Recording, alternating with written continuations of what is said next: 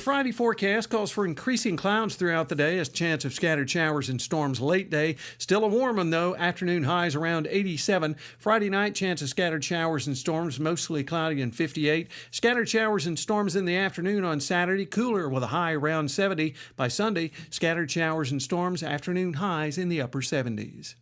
From Blue Ridge Light.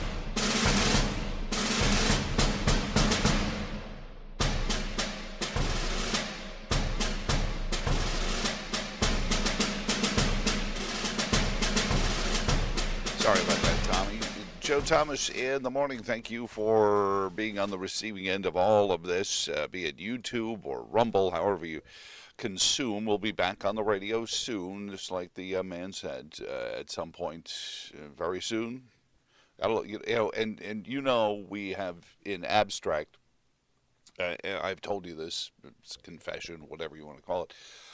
Used to read The Hitchhiker's Guide to the Galaxy to my kids as bedtime stories so that they would grow up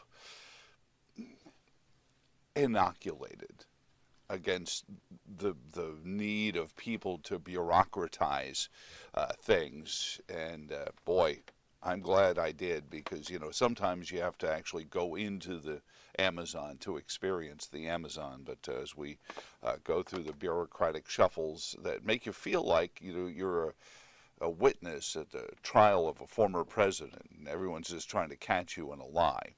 But be that as it may, we sally forth into a Friday morning. You can call comments on any of the stuff we're into and stuff we're not. If you have something that you saw, you want to see something, say something. 434-882-4217 is the phone number, and of course you can also make the email contributions. JTinthemorningradio@gmail.com. You can post comments on either video streaming service, YouTube or Rumble. We monitor the YouTube live, but I will catch in on the Rumble comments as quickly as I can when we run into breaks. We've got a lot to get into this morning. Arabella Advisors. Who are they, and what could something that sounds like, quite honestly, a princess from one of the Disney movies? Why, we've come to rescue Arabella from her tower and vanquish the dragons. Well, no, actually, Arabella is the dragon, in a twist that you could only see in a Shrek movie. And we will get into that with Scott Walter from the Capital Research Center. Also, Jonathan Emord, the best-selling author of the book The Authoritarians, but for the next 45 days is one of the candidates for U.S. Senate in the primaries, to see which of the 5 candidates that got enough signatures to be on the ballot will face off against Tim Kaine in the 45 days leading up to the first Tuesday after the first Monday in November. Also, congressional campaigns continue in the 7th and 5th districts of Virginia, and we'll get into some of that with the particulars through the course of these next 45 days. Voting officially began about 3 minutes ago in the Commonwealth. If you're watching this, then why aren't you getting out to vote? Yeah, we don't like voting early, but sometimes you need to get that secured so that nobody else can show up and say, no, it's me. Look, I have an electric bill. It's not just who votes, it's who registers to vote. And unfortunately, a lot of time is spent talking about election day security or election 45 days security. We also need people 24/7, 365 in these offices. It's why my friends at the Virginia Institute for Public Policy and their election integrity network are working so hard on making sure that there are election officials ready to make sure that it's not just that every valid voter casts one valid vote. Valid is an interesting word, because once you're on the voter rolls, who's to say valid or not? I'm already on the voter rolls. I came across, I walked all the way up to the border and walked into this country, and they gave me a card. And then when I got to the state where they were giving me enough aid to live and have a cell phone, I showed them my card, and they gave me a vote. They also gave me a driver's license. Don't know how to drive in this country, but they said it was because I was oppressed. So that's all going on this morning. I want to get into something curious President Trump said on the stump in Wisconsin yesterday, a concept that I have not heard anyone else utter. Now, I don't listen to everybody, but I always feel the urge to correct people's mischaracterization of the Robin Hood mythos. Because most people just, it's Robin Hood, it's just steal from the rich, give to the poor. Not anymore. Finally something I said, and I wonder how and if the president got wind of our particular view of it. We'll get into that. More from the Occupy Part 2, or is it Part 4? The Islamists, the terrorists, the pro-terrorists or anti-Jew protesters continue to grip college campuses across the area. But I want to start out with a frightening story because it hits close to home for me. Found out yesterday a dear family friend, frightening situation. Her granddaughter tried to take her own life, and it won't belabor that story, but she's young. She's in a situation where things are not great at home, as you can imagine. But beyond that, the idea and the role of people is an abstract that I think you and I don't spend enough time on, because I've said in the past, my goal is to fight unplanned pregnancies, because if we eliminate unplanned pregnancies, well, then we eliminate abortion. And part of that is understanding your role, your place, who are you, and what are you supposed to be doing. And when you become a parent, you have to understand that aside from your own survival so that you can take care of everything else, your role is secondary to preparing your child, your progeny, for their position as an adult in the world. And that doesn't end when they turn 21 or they get bar mitzvahed or anything like that, but it is the role you play. And too often, I've talked to too many therapists, family therapists, etc., that say that domestic issues come from this idea of me and you versus us, the role of the parent, the needs of the parent versus the needs of the child. And it was with that we turned to Scottsville, Virginia, where a domestic situation turned frightening yesterday. And it is this is Anahita Jafari from our friends at NBC 29 with the latest. The accused driver is in custody, and the investigation into why all of this happened is still underway. Thursday morning went from quiet to scary in the amount of time it took a vehicle to leave Secretary's Road in southern Albemarle County, smash into a house, and burst into flames. A picture provided to 29 News by the county shows some of the damage left behind. You can see for yourself how close this all was to being a disaster. Fortunately, the people who were inside made it out safely. The driver, who police say rammed into the home, ran away right after it happened, prompting a SWAT team search for him until he was eventually stopped on Interstate 64 early in the afternoon and arrested.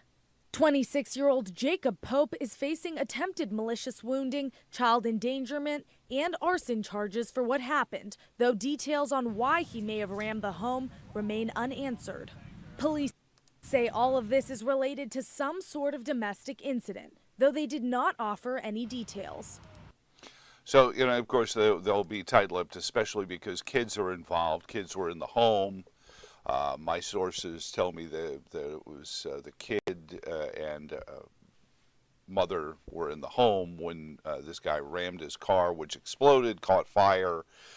Then he ran because that certainly speaks volumes to standing your ground and making a case for yourself.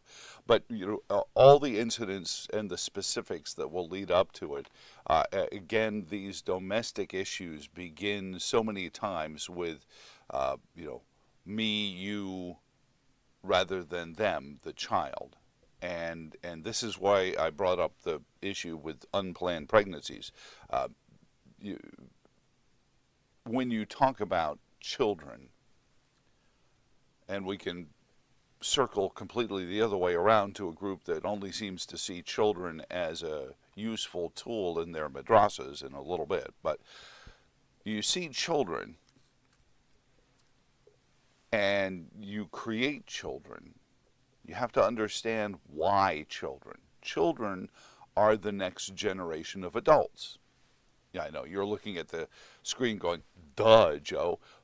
I'm sorry. There are more and more and more instances where young people are starting families, even though the statistics will bear out the fact that we're having this mass problem with underpopulation and young families, young American families are just deciding to be barren and childless because medical science will take care of the fruits of their Congress, because they don't want to stop having Congress with one another, but they aren't interested in having kids, and that's fine. I have no problem if somebody doesn't want to have children. Don't make me pay for the medical treatments that you need to make sure that doesn't happen, even if it's mail order, which is in and of itself its own frightening scenario. But if you don't want to have kids, that's fine. If you do decide to have children, understand what that role is, and that whatever your needs and your spouse's needs, or maybe spouse is the wrong word, your biological partner in creating this child, because too frequently we don't see it becoming a spousal relationship. And people say, well, you can't force me to get married. Well, didn't force you to jump in the sack either. And I'm sorry if that's coarse, but at some point we need to be plain speaking about some of this. Yes, sex is fun. Film at 11. Except in Virginia where you can't get Pornhub. But yes, sex is fun. But there's a biological reason that these congresses that we engage in create children. And that you had better damn understand at the start that whatever your needs were before you created a child becomes secondary to the needs of that child. And that whatever the sources and the horrors that nearly conflated in Scottsville on Thursday morning, that child didn't need to be blown up by somebody driving their car into their homes. And you may know the mom, you may know the dad, you may know them all. But driving your car into somebody's home while there's a child in there is not good parenting. I know. I may be out on a limb saying that. And we all need to stop and take a moment to figure out how something escalates to the point where somebody drives a vehicle into a home with a child in it because they're mad, because they're trying to make a point. Look at the 7 vices. Realize that we're all pre-wired with all these 7 vices. Don't pretend that you don't have those feelings that will create these despotic behaviors, these frightening, horrific actions. And I'm sure there was a logic strain that went on in this young fella's head that said, you know what, driving my car into this house is what I need to do. And that's a failure of anyone involved with the young man to think that he would get to a point where driving a car into a home with a child in it is his best recourse.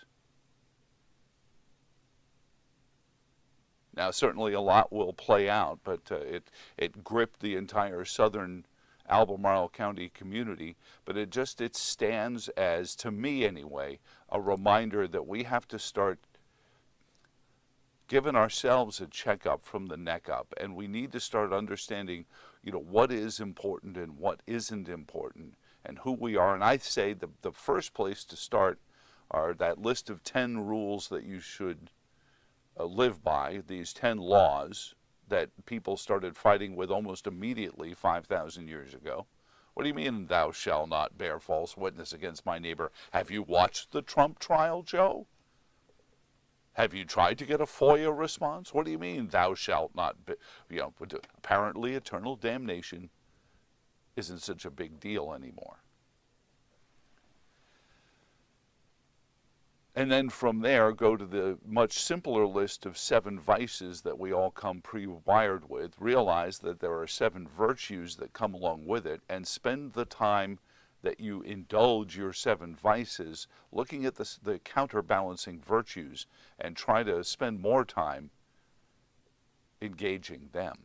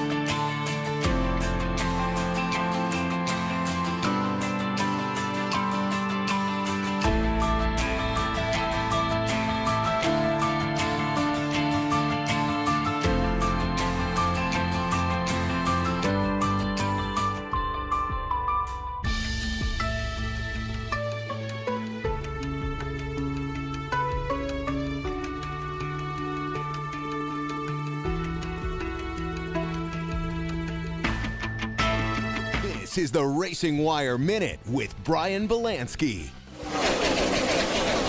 F1 and Cup, Miami and Kansas. That story next. The Racing Wire Minute is presented by She can stand, she can do more. Like build a rocket and watch it soar. Or clean the oceans and make the world a better place. Oh, she can STEM. Learn more at She Can STEM. A message brought to you by the Ad Council. There's something for everyone this weekend on the racing calendar. F1 returns to the U.S. with the Miami Grand Prix. Max Verstappen will try to extend his points lead, and everyone else will try to rain on his parade. The sprint race is at noon Eastern Saturday. The Grand Prix is at 4 p.m. Eastern on Sunday. The Cup Series heads to Kansas. Denny Hamlin and William Byron are fighting for the top spots and points. Each has 3 wins this year. Hamlin has 4 wins at Kansas. Byron has none. Advantage Hamlin. Sunday's race starts at 3 p.m. Eastern on FS1. Your Friday forecast calls for increasing clouds throughout the day, as chance of scattered showers and storms late day. Still a warm one, though. Afternoon highs around 87. Friday night, chance of scattered showers and storms, mostly cloudy and 58. Scattered showers and storms in the afternoon on Saturday, cooler with a high around 70. By Sunday, scattered showers and storms, afternoon highs in the upper 70s. From BlueRidgeLife.com, I'm forecaster Tommy Stafford. Now, back to Joe Thomas in the morning.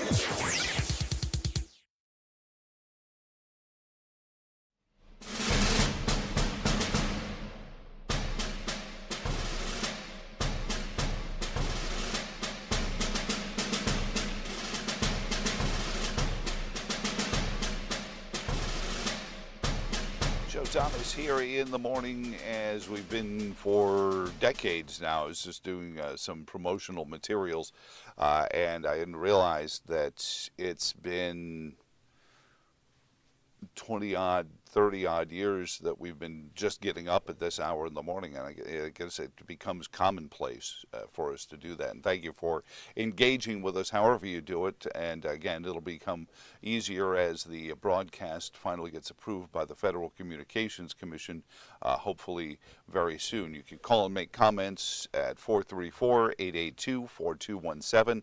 I want some kudos. I did manage to figure out how to change the outgoing message so it's more more clear as to what you're supposed to do, what you call 434-882-4217. Of course, you can also email Joe, JTinthemorningradio@gmail.com. So one of the common themes of the program all these years as we talk about different issues is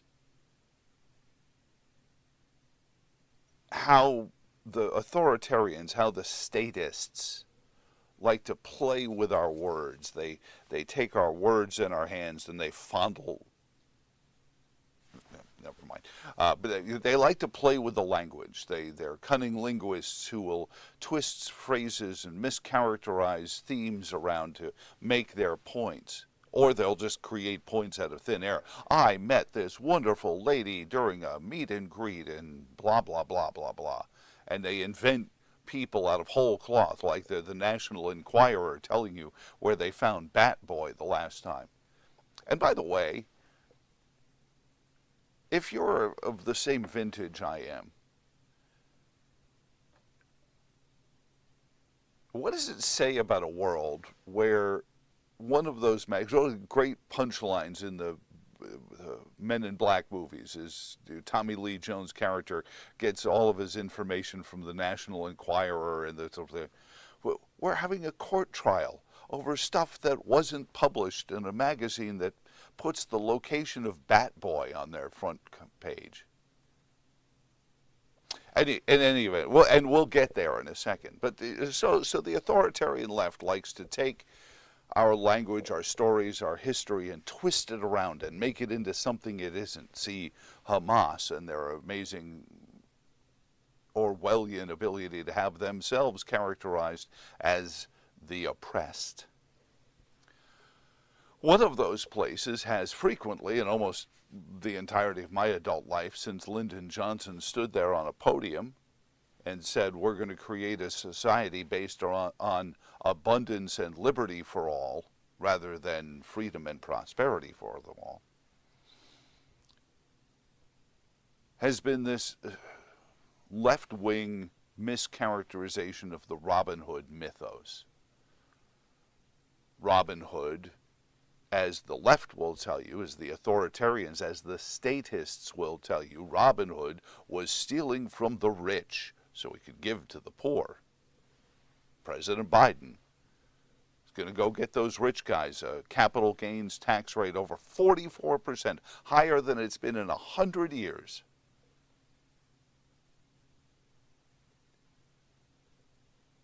Don't tax you, don't tax me, tax the other guy behind the tree.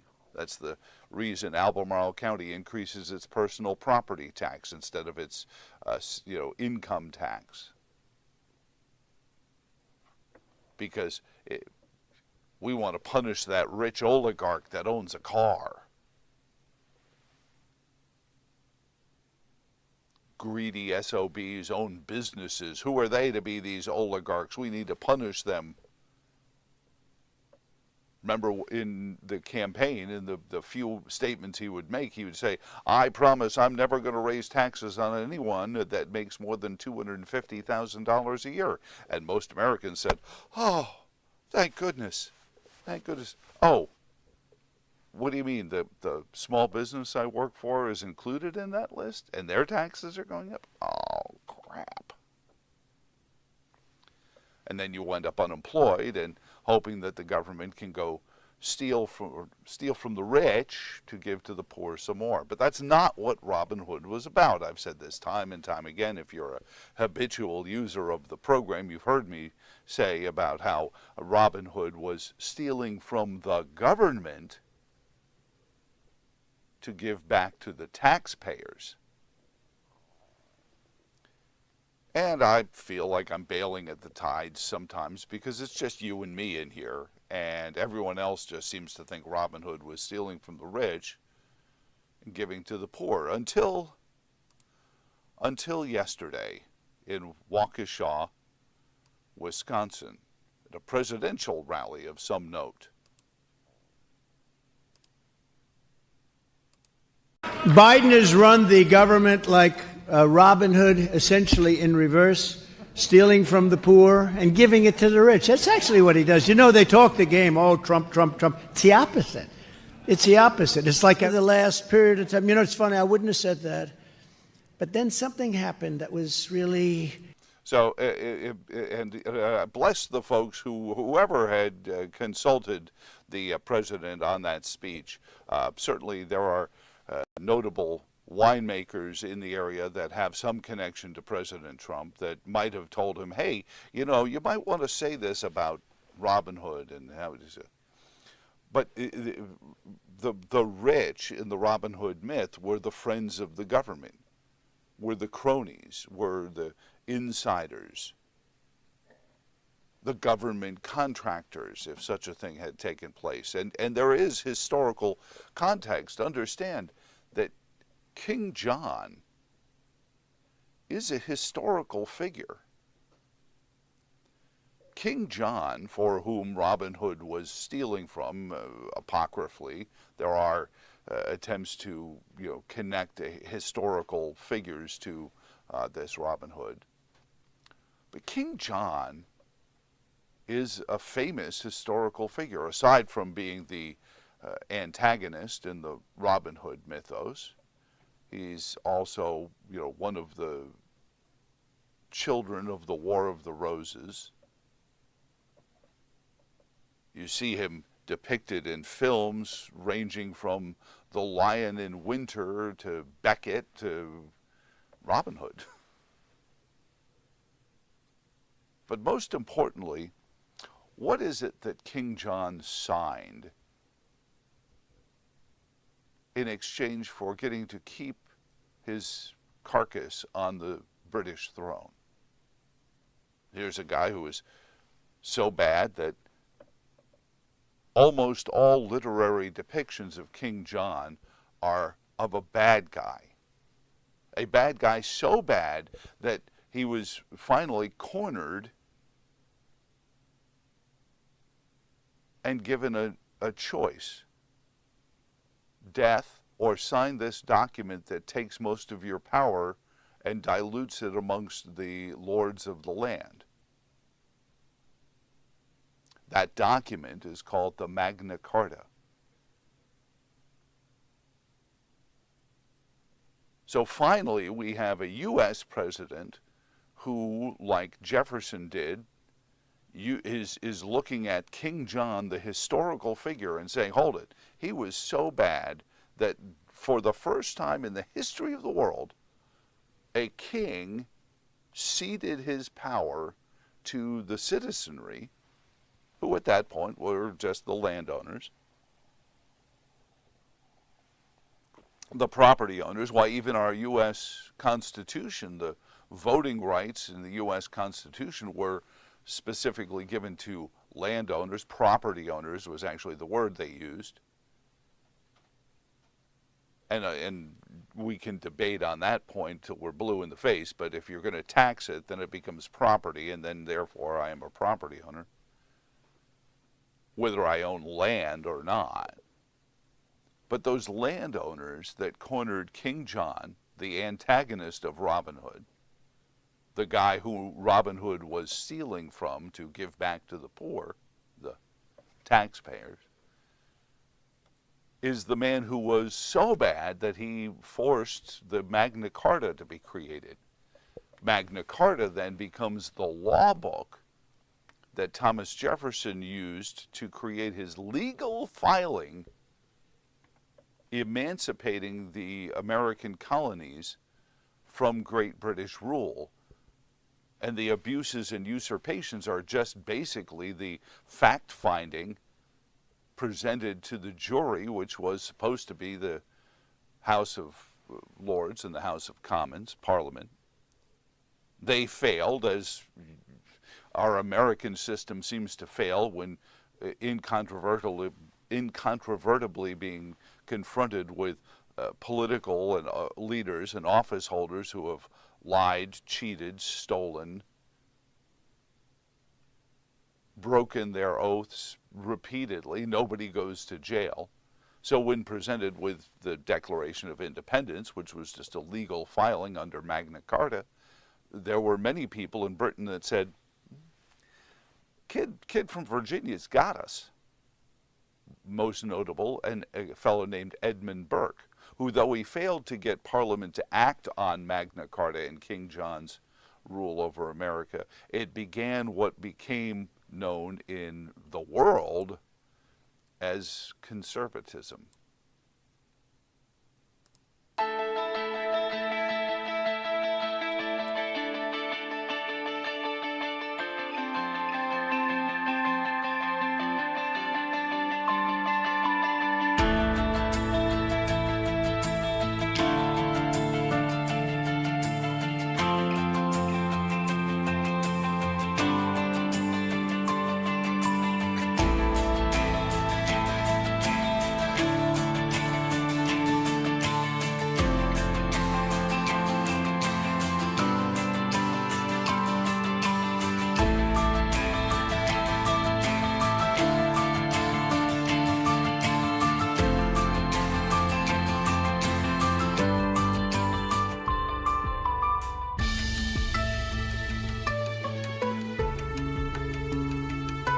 Your Friday forecast calls for increasing clouds throughout the day, as chance of scattered showers and storms late day. Still a warm one, though. Afternoon highs around 87. Friday night, chance of scattered showers and storms, mostly cloudy and 58. Scattered showers and storms in the afternoon on Saturday, cooler with a high around 70. By Sunday, scattered showers and storms, afternoon highs in the upper 70s. From BlueRidgeLife.com, I'm forecaster Tommy Stafford. Now, back to Joe Thomas in the morning.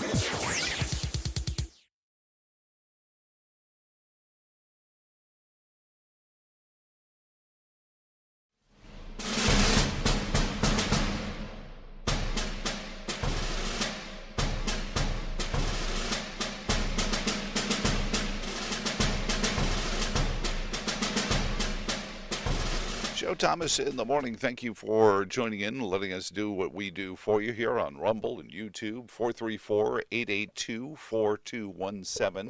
That's the phone number. You can call and interact with us there, or you can use the email jtitmthemorningradio@gmail.com. You can also interact with us with the YouTube or Rumble feeds. You can interact there on those as well, and we'll get your comments into the public record. So I want to move off of that and then into to obviously these Occupy Junior protests. This is the latest from the University of Virginia. Now understand, this is now 36 hours past when they were supposed to have vacated the grounds, and like the Occupy Wall Street movement of many years ago, yeah, just not do it. And now, of course, you, as with all good occupations, you have to start to get the list of demands from those who have taken the science hall. This is our friends from CBS 19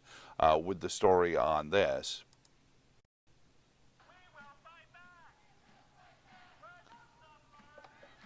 But by the way, you know, the sartorial splendor of these protesters is, remember when you actually had to wear pants? We were going to, be the leader of a protest. I mean, at least he wore his dressy sweatpants. Anyway, back to the story.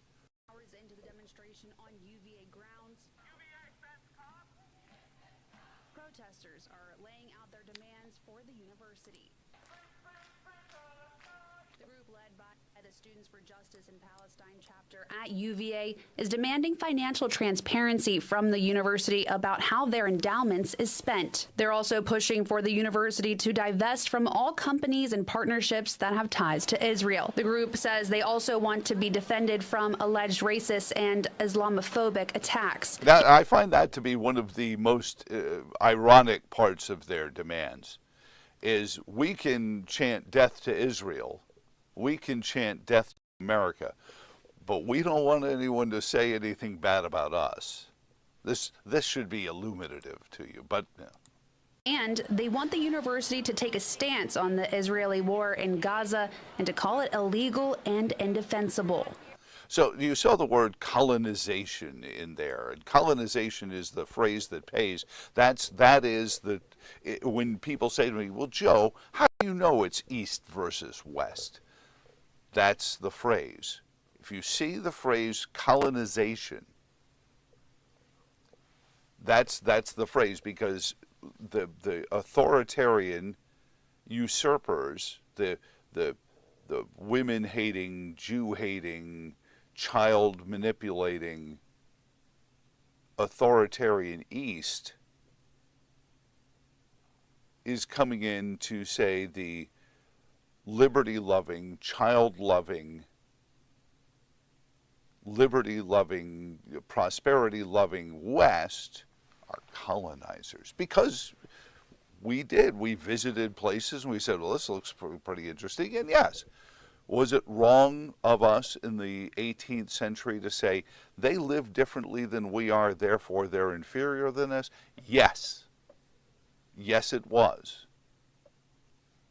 But that's not where we are now. And reparations are a big part of this anti-colonization, because first you make the legal case that there was colonization, and then once you've proven that there was colonization, go to the colonizers and say, you owe us X.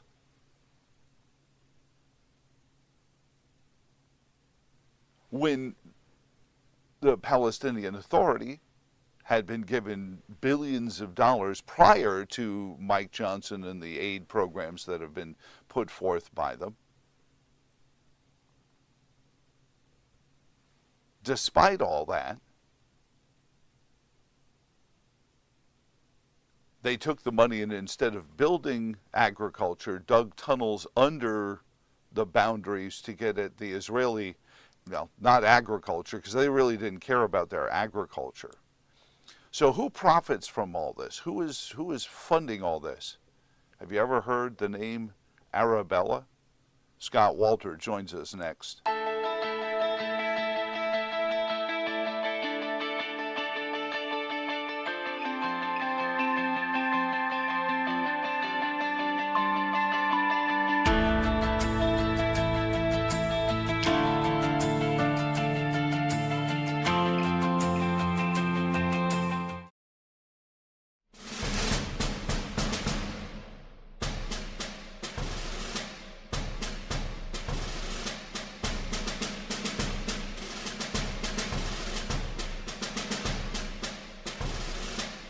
Brand new book out that lays waste to one of those really insidious bits of the narrative that we were just talking about.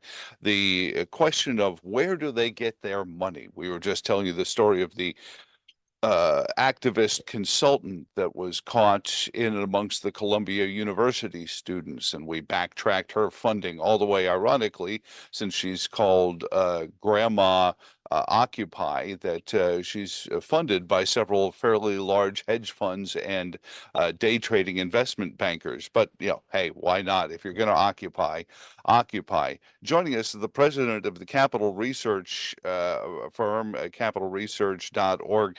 He is Scott Walter, and he's got a brand new book out on Arabella Advisors. Scott, first and foremost, welcome back to the program. How are you doing this morning, sir? I am great, and it's great to be with you guys because I so respect the Virginia Institute. You make such a difference, and you're such great fighters for election integrity. Well, we certainly, you know, we're trying to make sure that, you know, when somebody wins a seat, we can all be confident that they are the ones who everyone, or at least 50% of the 50% that turn out, voted for.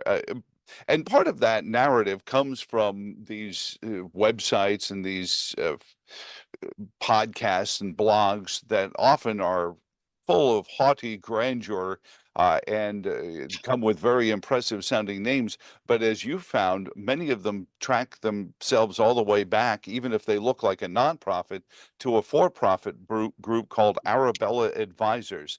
Tell us first and foremost how your journey to Arabella began, Scott. Sure. It was several years ago, back when Mr. Justice Kennedy had just announced that he was going to retire, and before there even was a nominee to replace him. That would turn out to be Brett Kavanaugh. but there'd been no such announcement yet. And a Senate Judiciary Committee staffer called me up one morning and said, Scott, the committee and Chairman Grassley and the president, they're all being attacked, radio, TV, online, by something called demand justice. And none of us have ever heard of demand justice. We don't know what it is or what to do. And so she was trying to understand that better. And I'm proud to say that my team quickly were able to provide an answer to her, namely that it is a brand new group that had just gotten its Soros cash, a couple of $1 million, only a month or two previously, and it got that money because the guy starting it had pitched to the Democracy Alliance, which is George Soros co-founded donor cabal, pitched to them the idea that they would be attacking all of the judicial nominees for the Trump administration. Okay. And certainly including the Supreme Court.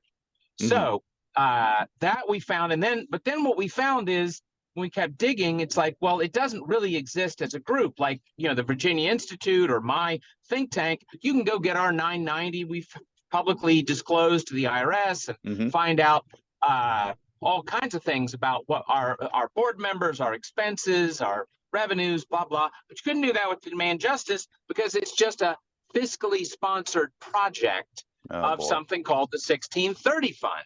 Now, the 1630 Fund had gotten a tiny bit of press, one or two stories mentioning it, and it was a 501c4. That's like the NRA or League of Conservation Voters, political nonprofit. But the other reporters had never done more than dig that up. Well, we kept digging, and we discovered, well, wait a minute, the 1630 Fund is just one of half a dozen nonprofits that are all created by and operated by Arabella Advisors, which is a for-profit Beltway bandit consulting firm. My goodness. All fascinating. Well, and that rabbit hole, when you look at it, and I'm envisioning one of those like cork boards with the push pins and red strings going from here to there and all of these places. When I hear the phrase, though, for profit, Scott, that jumps out at me because one of the things that these groups like to wear is like a white sheet or a white hood.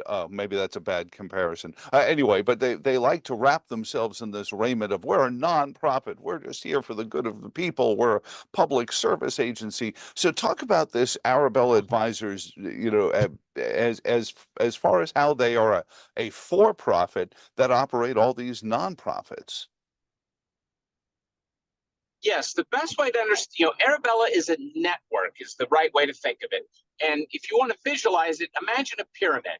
At the top of the pyramid, you have that Arabella Advisors for profit that creates and operates the rest of the pyramid going down. In the middle of the period, you have those half dozen nonprofits like the 1630 Fund that created Demand Justice. And that's where the money goes in, right? If you're Bill Gates or George Soros or Pierre Omidyar, the rest of them, you write a check to those nonprofits. And then at the base of the pyramid, that's what your listeners see. That is the hundreds and hundreds of these fake groups like Demand Justice and so many others. They are what the public sees visually or sees the ads for or whatnot. And they're meant to look like grassroots groups like Virginia Institute.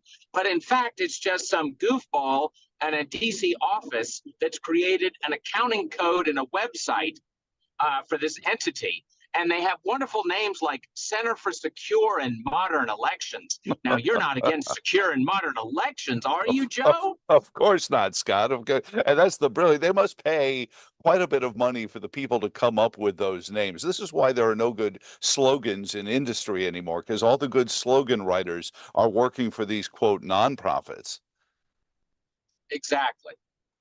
So then I guess then Arabella is paid to oversee, or I guess consult, these operations, but then can reign with some impunity because there's a lot of rules that govern how a nonprofit operates. But if you're a for-profit, well, I imagine they will run home to Citizens United if you question their activities, right?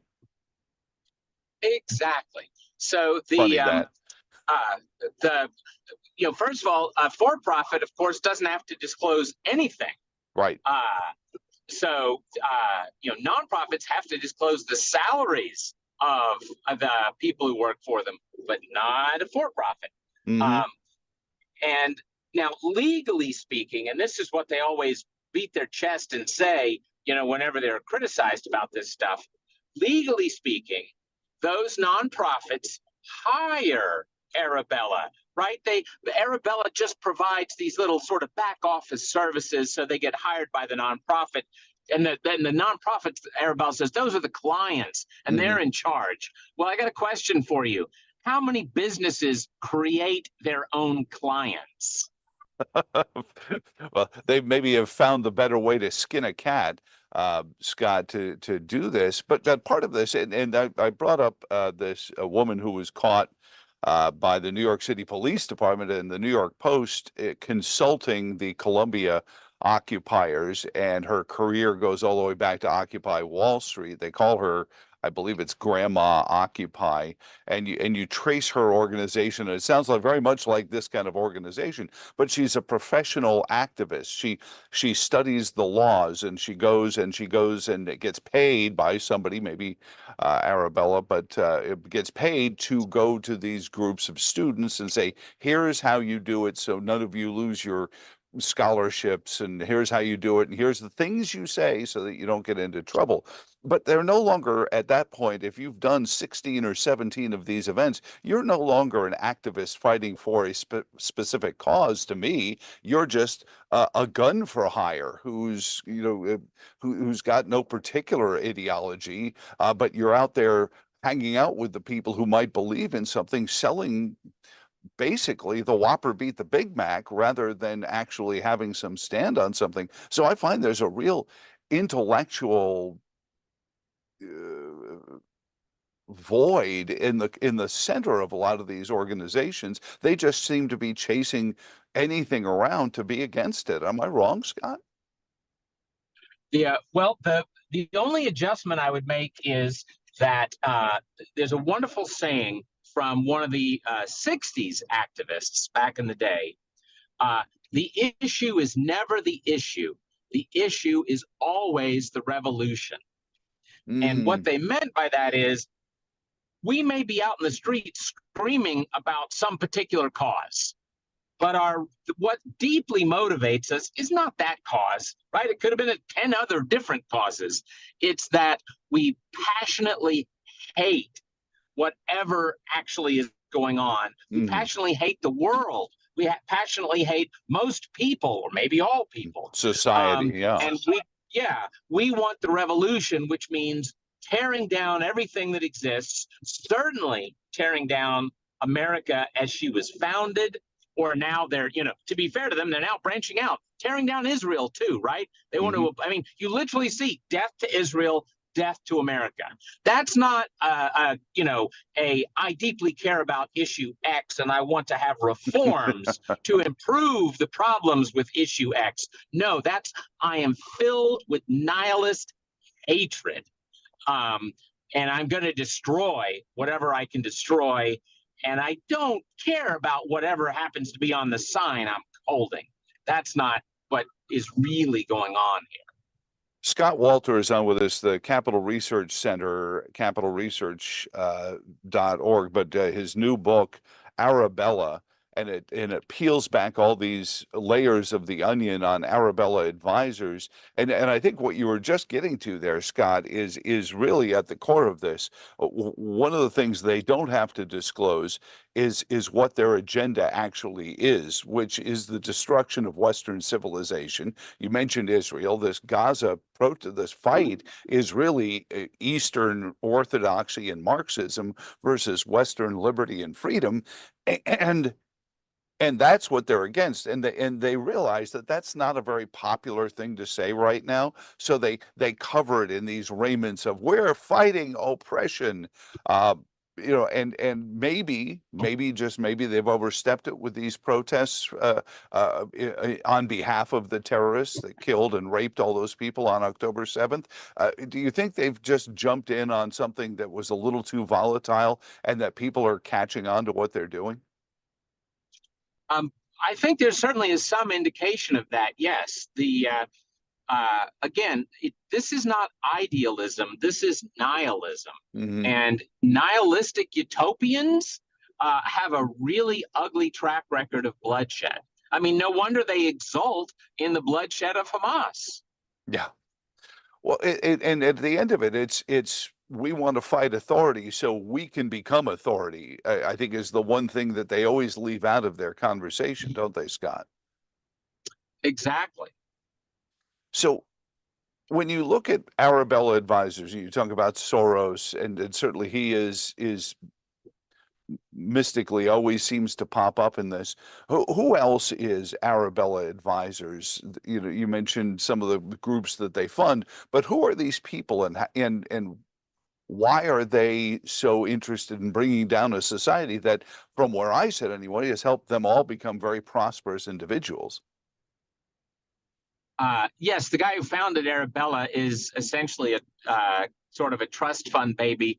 His parents sold their auto parts business for about $750 million when he was a young man. So yes, America's done pretty well by him.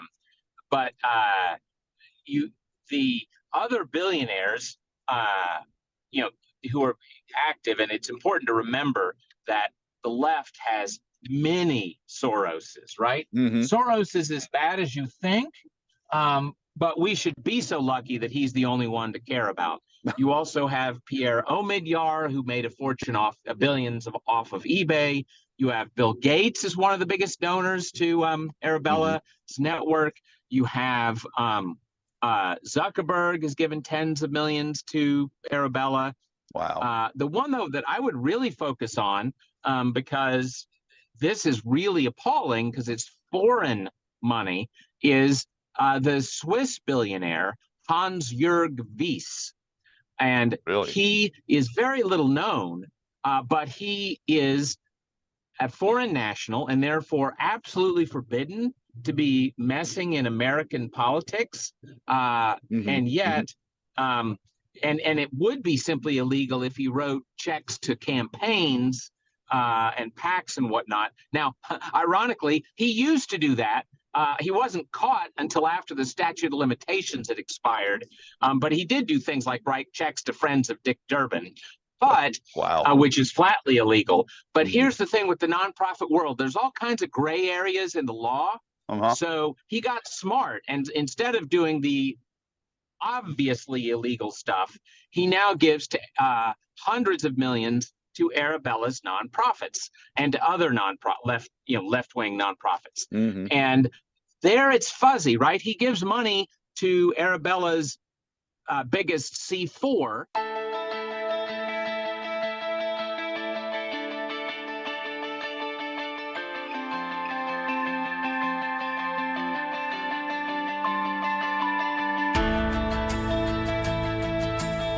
Your Friday forecast calls for increasing clouds throughout the day, as chance of scattered showers and storms late day. Still a warm one, though. Afternoon highs around 87. Friday night, chance of scattered showers and storms, mostly cloudy and 58. Scattered showers and storms in the afternoon on Saturday, cooler with a high around 70. By Sunday, scattered showers and storms, afternoon highs in the upper 70s.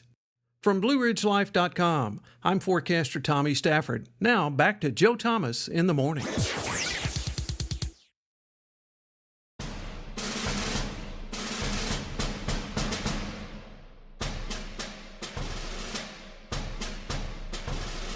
Joe Thomas in the morning, and thank you for tuning in on Rumble, YouTube, and all the different places. So on the subject, while we're on the subject of this, these Arabella Advisors, a man who's brought up the specter of Soros, and really, one of the more frightening scenarios of the Arabella Advisors is at some point George's kids, George's progeny, will be taking their place at the head of Arabella Advisors. One is fairly sure as well. And joining us to get into both, where he is on the campaign trail, as well as what is going on around the Commonwealth as voting has begun here for our primaries on, that'll culminate on June 18th. He is the author of The Authoritarians. His name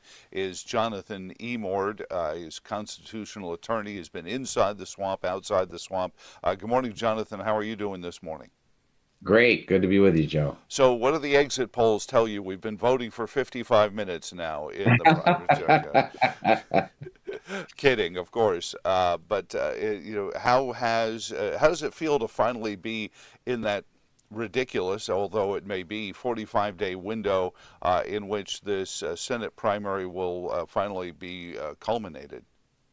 Well, it's great. We have tremendous momentum across the state, and it's really picked up tremendously with the wins that we had in the two statewide debates. The Loudoun County Republican Committee debate, there were 160 people present, and we won that by 25 percentage points. And the other one, the Richmond one, by the Family Foundation, we won by 21 percentage points. Seems wherever we're compared with our friends who are in the race, we come out on top, and I'm very grateful for that. I praise the Lord for that, and I'm also grateful for all the support we're getting. Well, you had, there has been some controversy that not all of the candidates have gone to all of these forums to meet the voters, Jonathan. So you were talking about, these places where all five finalists, and I know a couple of them made it in right at the end with enough signatures to get onto this primary ballot. Talk about those instances where all five of you have been available to the voters, because as you said, you seem to be coming out on top in those. Well, there's only been one instance, and that was in the Loudoun County Republican Committee debate, and yeah, we had a 25 percentage point victory over the second candidate in the race, and it was in his backyard. So it really does bode well for the whole movement that we have, a rights movement or movement to defend individual liberty against this tyranny of the state that's really destroying us, whether it's open borders, climate change, or this whole woke agenda in the schools. So we're doing the lion's share of campaigning. We're making sure we're everywhere. We can't be in every single location now. We're getting 2 to 3 invitations per day for events, and so we have to choose. It's heartbreaking. We have to choose among them because I've yet to be able to clone myself, but with modern technology, you never know, Joe. So you talked about this very early on in this primary process while you were out there getting signatures. You were talking about matchups, and you've talked at length. We're talking to Scott Walter from the Capital Research Center about these Arabella Advisors, and of course the titular head of them is George Soros, but his son is taking over, and his son is a big fan of your erstwhile opponent, isn't he? He is. George Soros, a lot of people don't realize this, but when Tim Kaine ran for his first office 20 some odd years ago, mayor of Richmond, he received from George Soros $50,000 in support of his campaign there. And if you go on Alex Soros's webpage today, you'll find a picture from 2016 of him standing next to Tim Kaine, and he writes underneath the picture, Alex writes, "I love this man." And there's a great reason for why he loves this man, because this man has done his bidding. And you will never get a piece of legislation out of Tim Kaine that actually closes the border. You'll never get a piece of legislation out of Tim Kaine that actually reverses the defund the police movement or otherwise stops the anti-incarceration prosecutors, because he is aligned with this globalist agenda. He receives money from it. He is enabled, as head of the Democratic National Committee when he was, George Soros, to insinuate himself into every campaign, Democrat campaign in the country. And now, of course, we know that George Soros is backing and supporting directly and indirectly this whole movement to cause rioting on college campuses. He supports BLM. He supports Antifa. He supports the Muslim Brotherhood, which is dedicated to the murder of all Christians and Jews in the United States and the world. This is an attack, as I think you put it, on civilization, on Western civilization, and on liberty, and on our republic, and on our Constitution. And you've said this, and I think we've talked about this in the past, Jonathan. This isn't about separation of church and state. This is actually the church is the state. This is authoritarianism, wrapped itself in, as history has proven, the authoritarians always wrap themselves in some faux religiosity, and so that's what we're seeing is an authoritarian style of government that's dehumanizing, diminishes women, uses children as tools, and yet we're being told that we can't debate it because it's a religious argument. Well, religion is not our metric. Law and order is our metric. If you use your religion as a cover to commit acts of terror, to destroy property, to assault and intimidate and threaten Jewish people in this country, you are violating the Constitution, the Equal Protection Clause. You are violating, when the state supports it, you are violating the rights of an individual, and you are subject to law enforcement. We need to go after people for assault, for battery. We need to have law enforcement. We need to be able to go in there and clean these places out of people who are trying to destroy property and who are illegally occupying spaces.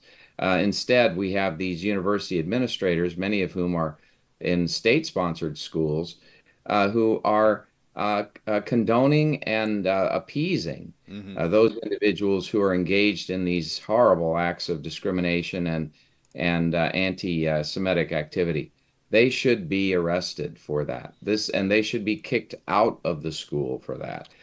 Instead, we have this whole Marxist agenda, really. It all, in the end, is a form of Marxism. They want government control. They want a theocracy, at least ostensibly. But in the end, what they're talking about is a strongman rule, a situation where authoritarianism replaces our republic. And they assume, as all authoritarians do, that somehow their views and their individual desires for control are going to predominate. And as we know, as Trotsky could tell you from the grave, it doesn't work out so well for everybody except that one strongman at the top. The rest get executed. They go down with the rest of society, and poverty reigns, and inflation runs riot, and socialism never works. And Margaret Thatcher was actually absolutely right, as she said in various permutations, but one very famous one, that socialism never works. And the reason for it is that socialism depends on other people's money. And so, you cannot live in a society that's entirely parasitic. And that's what they advocate.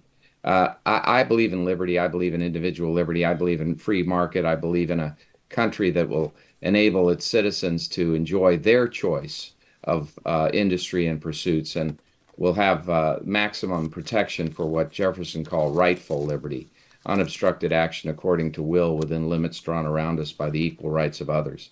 I think that our people are rising to this occasion. I really do. I think more people are awakening to the fact that if we don't save our country now and we don't reverse the direction, we're going to lose it.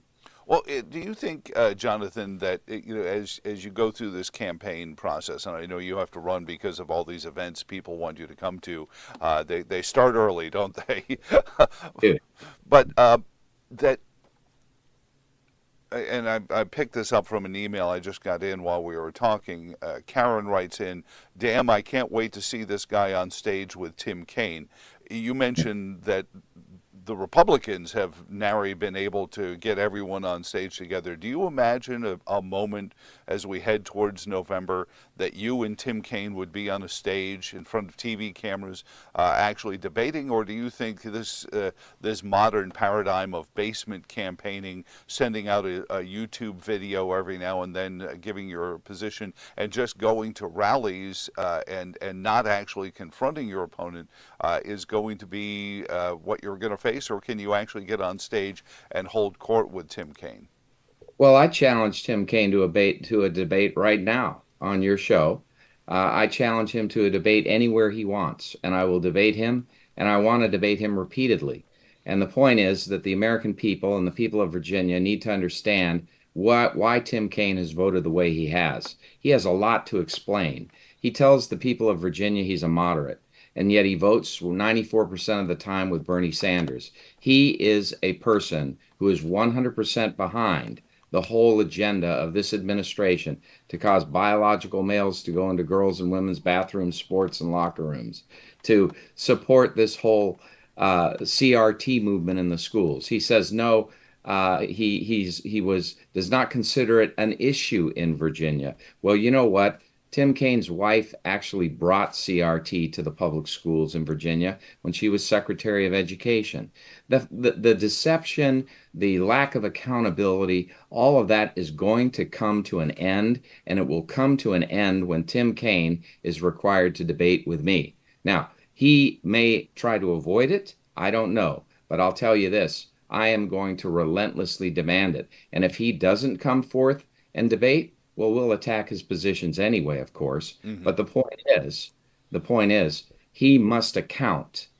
The day of reckoning is here for Tim Kaine.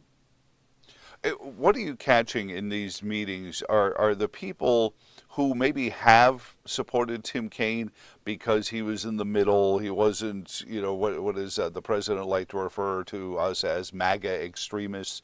Somebody said you strike them as the least extreme MAGA extremists they've ever, because you're soft-spoken, you're thoughtful, you're deliberative, and you speak like somebody who has, thought through all of their points. You're not prone to bombast. That's my role here. So that last point on that, that people are seeing a contrast. Are you seeing people who maybe they were Republicans, but Tim Kaine's been there, he's been there forever, or he's helping fund my business, make that case, especially for people in Northern Virginia and the Hampton Roads area who may be counting on government money for their jobs? Are they starting to say, I'm not going to, Tim Kaine's not helping anymore, or he's only helping at the peripheries? Well, a lot of people think of and represent to me that either they think Tim Kaine is basically a lapdog for the Democrat Party, or that he is largely oblivious to their real concerns. And also they say that he misleads them. And I must say this, on your specific point, many people, particularly in the black community, somewhere upwards of half of all of black males in Virginia, are now saying they're Republican with good reason. And the reason is they're tired of the handout. They don't want someone to think that, an elitist person standing there saying, here's a little bit of money for you. It'll last a little bit. Wait till the next election cycle. I'll give you a little more then. You vote for me, I'll give you something in return. This old politics, which Tim Kaine has done his whole career, runs around the state, drops a little money here, drops a little money there. Is not what people want. People want inflation down. They want to be able to have their own jobs. They don't want to have a government job. They want to have independence. They want to have their own ability to earn and keep their money. And they also want an economy that works. They don't want Bidenomics. And so can you imagine another 4 years of this Bidenomics nonsense? The inflation will be through the roof. Gas prices will be absolutely beyond the reach of everyone. We'll all have to have an EV car that costs over $150,000 to obtain. Won't be able to drive gas car in this country, we're not going to be able to even afford the gas to drive the car. The point is, we already have groceries prices 19% above what they were in the Trump era. It's insane for people to have to suffer this, and it's all because of the dropping a little money here, the dropping of a little money there, and never being accountable. Tim Kaine never talks about being accountable for his spending, accountable for the ignominious retreat from Afghanistan, accountable for what he's done and allowed to have happen to our kids in the school, accountable for biological males entering girls' sports and taking away their scholarships and destroying their opportunities, accountable for his failure to do anything about crime in Virginia, accountable for his failure to do anything to stop the open border situation, accountable for doing nothing to stop fentanyl from pouring into this country. This is a man who has the power to do something. He can introduce legislation on this, never does. He's one of the laziest members of the United States Senate. And it is high time he's called out, and it's high time that he has to answer for what he has done and what he has failed to do. Jonathan Emord heading out on the campaign trail as early voting has begun in the primary, culminating on June 18th. Jonathan, travel safely, my friend, and we'll talk to you again very soon. You're the best, Joe. Thank you. And thank you for tuning in. Joe Thomas in the morning here, 434-882-4217. Max got his notebook coming up for us in a little bit. A couple of quick comments here. Clark, watching the YouTube stream, says, socialism always works. It has never failed to concentrate tremendous power in the hands of the very few at the expense of the very many. And, that's, we've talked about this with Clark in the past. He said any notion that socialism is failure is a failure to understand the objectives of socialism. But there's also, and Clark, hear me out on this, and it's not to be just contrarian,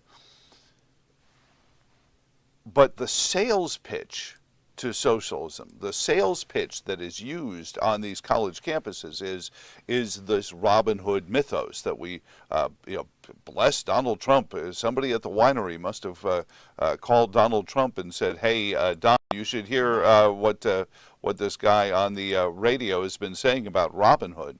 It's this mischaracterization of the Robin Hood mythos. Do we have the clip again from Waukesha, Wisconsin yesterday on the rare moment out of the courtroom in the past couple of weeks? Biden has run the government like Robin Hood, essentially in reverse, stealing from the poor and giving it to the rich. So that's what it's always been. That's what Robin Hood has always been. Take from the taxpayers and give to the wealthy. And so the president, God bless him for finally getting it, because that's what they do, though. That is the siren's song of socialism, Marxism, is that that money is an illusion and just the work is the thing. This is the siren song that Marx wrote about, that just existing is sufficient, existing to the benefit of the state. That the state is the important thing, and your existence is there to elevate the state. Go back, and that's why it is, as you say, Clark, very successful in centralizing power and authority, because the citizen has been dehumanized in it. The citizen has become just a cog in a machine, and nobody likes that. And really, Marx, let's not give him too much credit. He just came up with a shinier 20th century version of the same authoritarianism that Caesar used, that every despot in history has used. Marx just tried to come up with a new slogan, a new sales pitch, a new facade for it, so that people might not know the totalitarianism when it happened. They would have plausible deniability within it. Anyway, Mac's going to open up his Friday notebook for us. We'll also talk with Congressman Bob Good. Some stunning things from testimony just yesterday in front of one of his committees, plus the efforts to go after some of these universities for their fundings if they're going to continue to allow the anti-Israeli protests going on there as well coming up.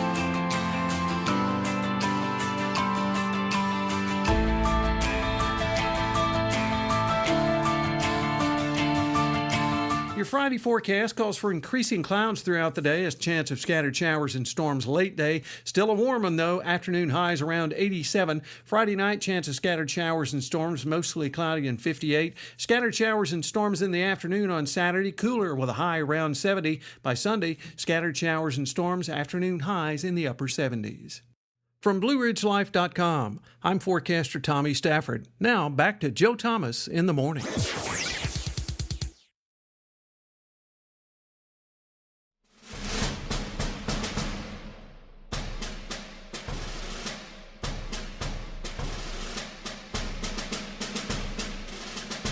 Joe Thomas in the morning. Thank you for joining in, letting us do what we do on this Friday morning, heading into the weekend. Lots of things going on, in the world of sports as well.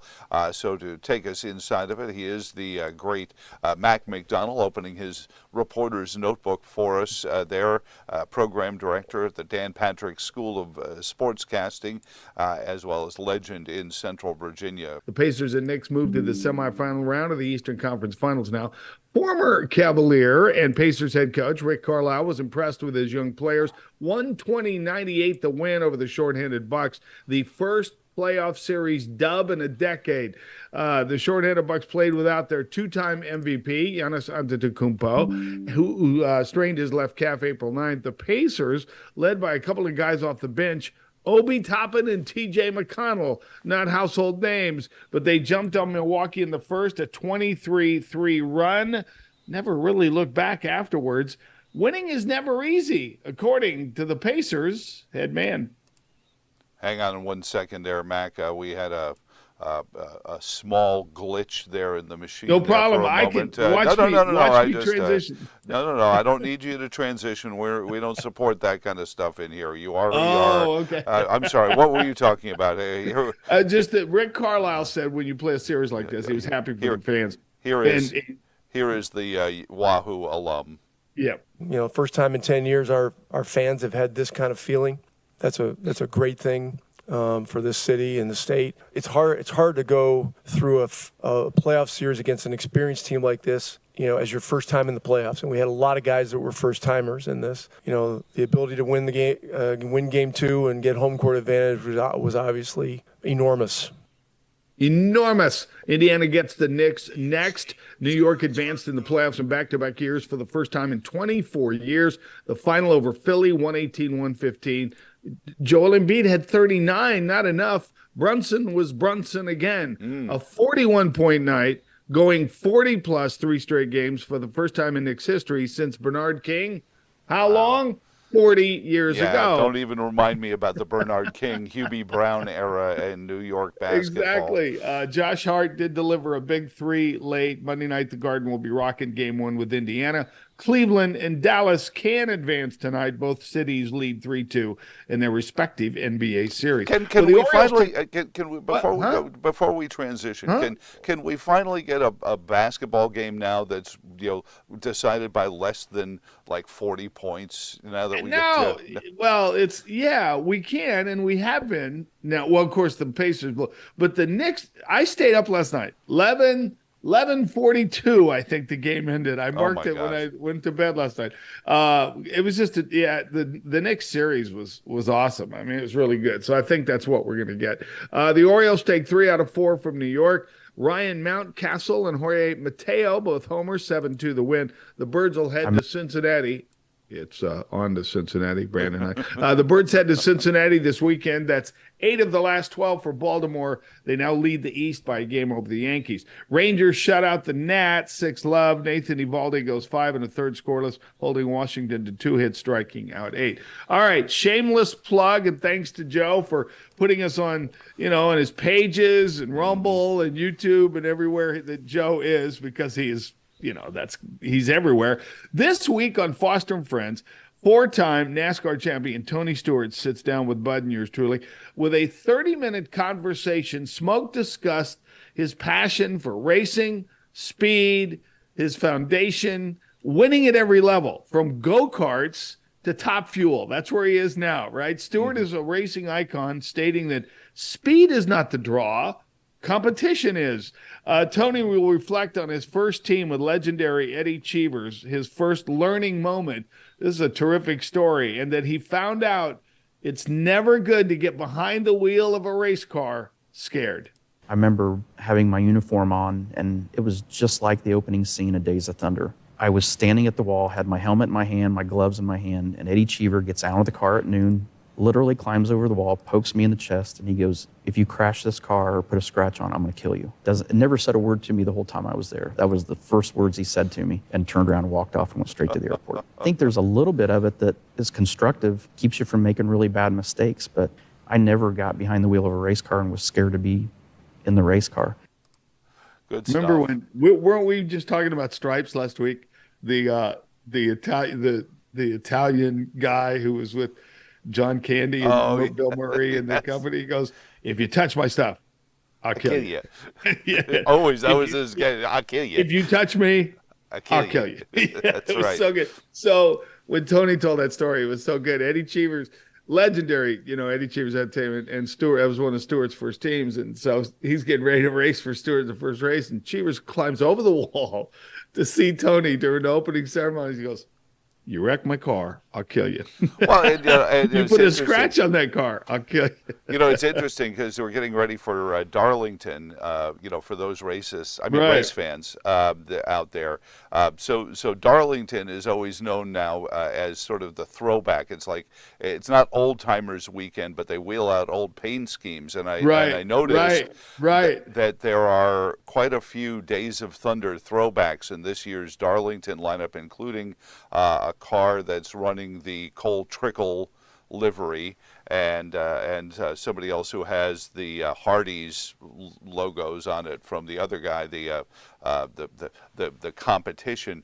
But I did get a chance to talk to one of the guys who was Rick Hendrick's drivers depicted in not Tim Richmond, obviously, but he said that it was pretty much a documentary, but they did take other stories from other drivers, and that while Rick Hendrick was a consulting voice in the creation of Days of Thunder, they pulled lots of stories. So it doesn't surprise me to hear that Smoke had a similar experience, because I'm sure that story probably wheedled its way into the creation of that movie. He had, when he took us through everything that, tearing up his mom's yard with a go-kart, and then, just staying with it. And then, his growth in the sport, and he just wanted to go to the next car, the next thing, Formula One, NASCAR.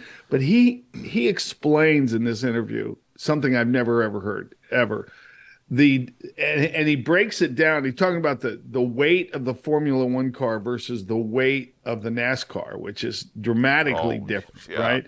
And he says it's like rolling a bowling ball in a tennis ball. And he breaks down the force of a bowling ball versus a tennis ball, and how the G forces and how they roll. I mean, it's like, I'm trying to follow it. Let's see, X squared over Y 12. Do the math. Is just terrific.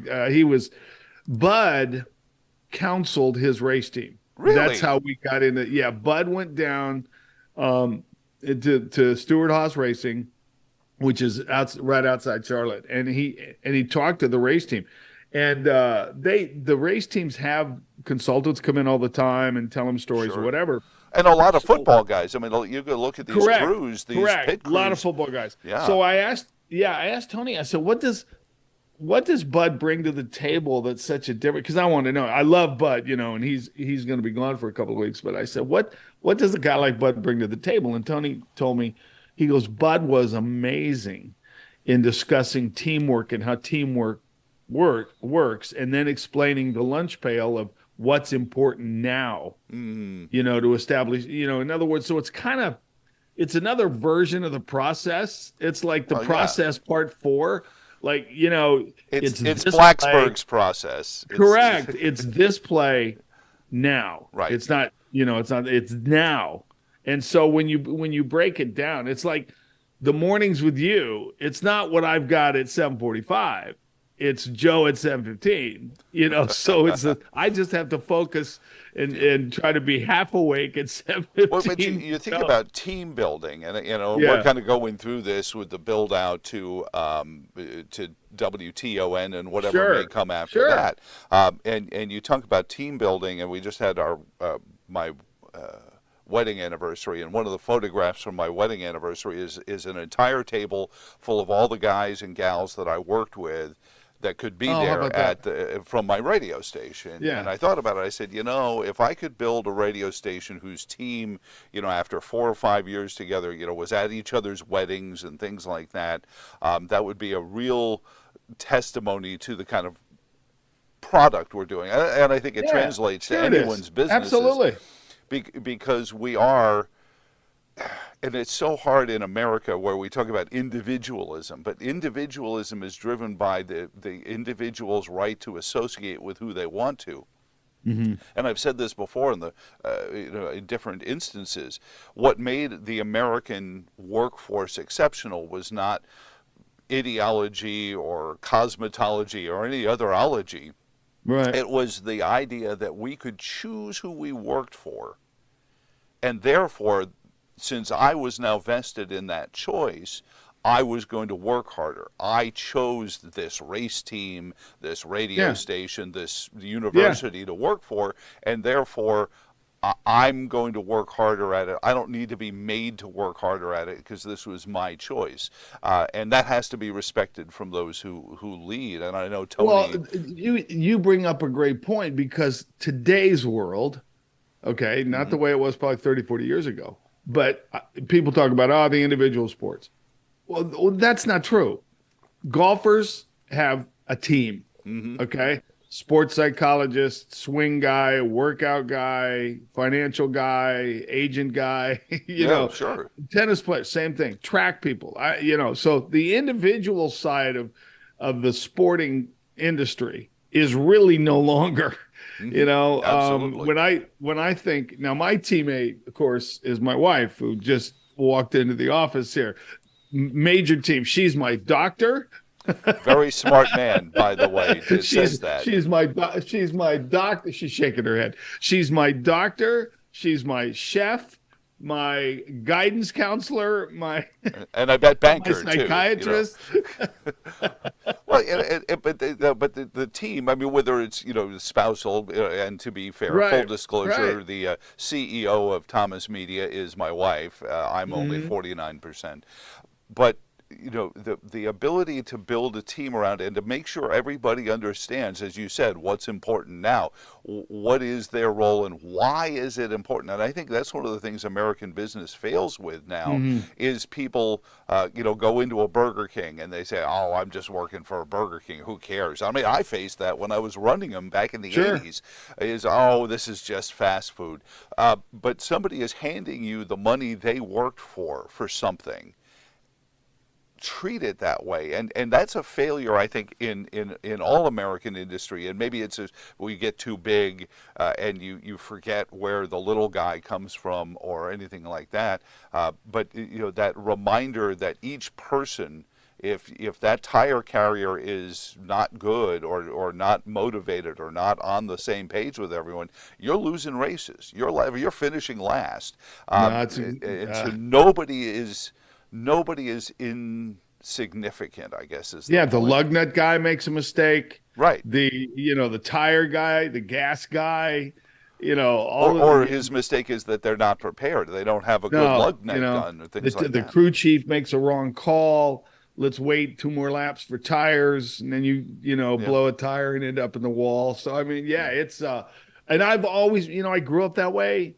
I think my dad told me to grow up. I mean, because early on in baseball, like 10 years old, I'm playing with 10, 11, 12-year-olds. I'm 10 years old. I'm a dugout guy. I'm doing fake pregame shows with a baseball bat. I mean, seriously, that was my that's priceless. That was my contribution to the team. They loved it. That's the promo for tomorrow. No, that was my contribution. Then when I got to play, so I was always a team guy. Then you get to what was it? I can't remember what they call senior league, 13, 14, 15, all over again. 13-year-old playing against 15-year-olds. 13. What can I do? I'm not getting many innings. Hey, I'll catch. I'll warm up the pitcher. Sure. Whatever it was. Well, and then as we transitioned in our industry, like great minds like Alan Williams, who is the Virginia engineering genius. Couldn't have lived without him in the early days. I mean, if I ever get this freaking thing started, but Alan put together our Peach Bowl broadcast, the most important probably broadcast in UVA history, at least one of them, because it was the first bowl game ever in '84. Mm-hmm. Okay. Alan was the engineer who put things together because they didn't put us in the press box. They put us in the top row of Fulton County Stadium. Top row. Oh my God! Because the press box was too full, supposedly. So we're in the top row. We're running wire from friggin' the Marriott Hotel. So that's funny. And I'm going to tell this story. And Alan is fishing right now. Of course he is. So it's a special weekend. But if this anything ever gets with back lines. to 2 years ago, he was doing our high school football at the old shop. Sure. And Louisa was a dominant force, as they always are, and they were heading into the playoffs. And Alan said, "Well, let's do the show from Louisa." And I forget the coach that was doing the color with him, and I should, because he was St. Anne's Belfield legend. And you might remember. Oh, John Blake. Oh yeah. So Coach Blake. But Coach Blake doesn't know, setting up equipment, Right. probably any more than Mac McDonald knew setting up equipment at that Peach Bowl. Well, that's not true either. But go ahead. But here's the funny story. So Alan and John get to the Lion's Den up in Louisa, the jungle. And there's no room in the press box. You've got Fredericksburg radio stations, Sure. you got Richmond radio stations, you got their own podcast guys. So they're like, "Sorry guys," and I had no idea this is historical. Alan sets up him and Coach Blake on the bleachers outside of the press box just 2 years ago. So and it's funny you said that was exactly how he did the Peach Bowl. I know we don't have time now, but if you want to next week to dive into those days in high school of where we broadcasted from, I could tell you some. Oh, sure. When I first got, I could tell you some great stories. But it doesn't matter. You're the University of Virginia, Division I school. In a bowl game at one of the preeminent bowl games, and they're telling you have to broadcast from the state. So the point I was trying to get to in the story, and I'll bring it full circle on this, is there's no such thing as beneath you. If you're absolutely, and if you ever think that in management, that's so true. If you think that, Joe, that's so true in management. If you think that, you're dead. Mm-hmm. Your employees don't respect you. You don't. No. Believe me, I could consult. Absolutely. And you know who's the same way? Who I spent a weekend with? Who's the same mindset? Mm-hmm. Is Bud Foster. Oh, so and that's why he was so successful with his kids. There was nothing that he wouldn't do or that he would ask his kids to do that he wouldn't do. There you go. And it just, that's exactly right. Or his coaches, the people who work for him. No, you're so spot on. So I guess we need about an hour series to be able to, talk about that. So, and nothing succeeds like somebody telling me how smart I am. So at that, with that, no, brother Mac, have a great weekend. Your hat reminds me I have exactly 4 flowers on my 6 azalea bushes right now. PGA So, next week. yeah. We got another major next week. So, and Tiger's going to be there, I guess. So, Augusta All right. National, I'm not, Monday, but bright and early. See you Monday. all right. Thank you very much. He is the great Mac McDonald on Joe Thomas in the Morning.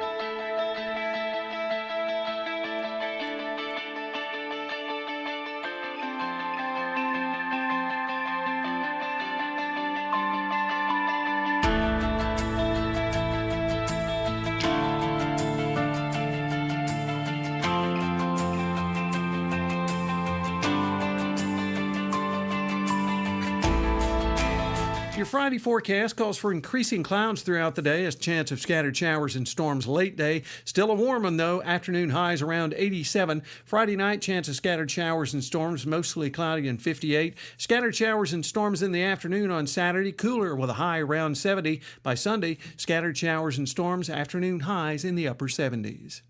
From BlueRidgeLife.com, I'm forecaster Tommy Stafford. Now, back to Joe Thomas in the Morning.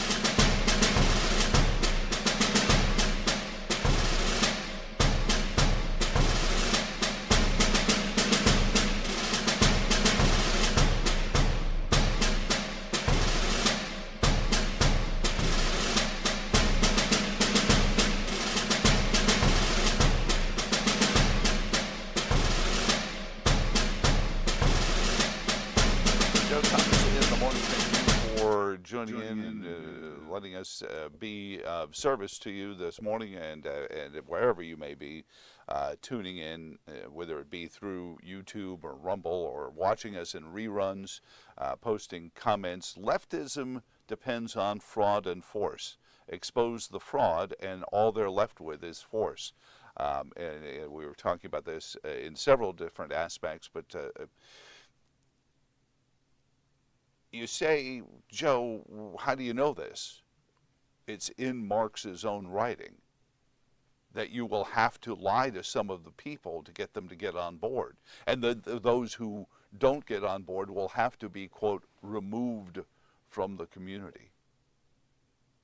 And if that's what you want, I mean, but see, this is the problem with where we are societally, is we don't have those honest conversations because we personalize them.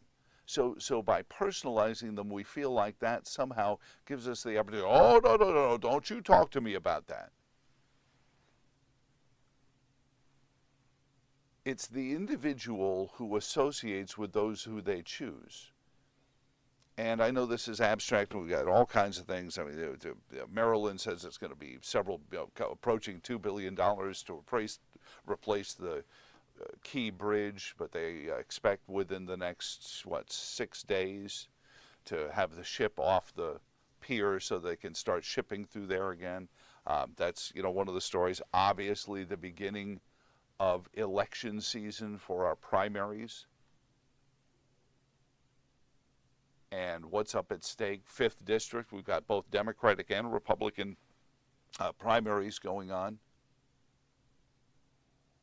But the bigger abstract, because all of it is lost if we don't understand that it's our individual pursuits in a community that makes America what it is. And what is, without sounding, what did President Biden call Japan yesterday, xenophobic or nationalist?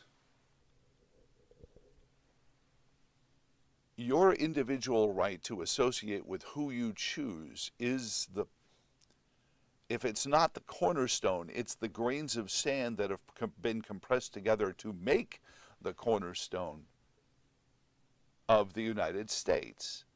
And conceptually, this was the fruit of the Enlightenment, where people are, well, gosh, authoritarianism seems like it makes sense all the time. And this is one of the real conundrums of the Enlightenment, was that we have despots.